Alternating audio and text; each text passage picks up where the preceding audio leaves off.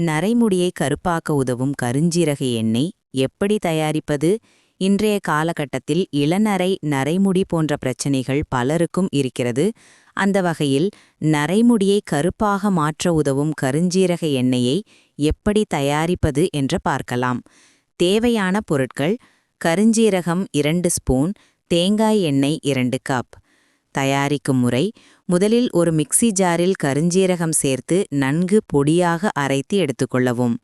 அடுத்து ஒரு இரும்பு வாணலில் தேங்காய் எண்ணெய் சேர்த்து மிதமான தீயில் சூடுபடுத்தவும். எண்ணெய் சூடானதும் அதில் அரைத்த கருஞ்சீரகம் சேர்த்து மிதமான தீயில் கொதிக்கவிடவும். நரைமுடியை கருப்பாக்க உதவும் கருஞ்சீரக எண்ணெய் எப்படி தயாரிப்பது?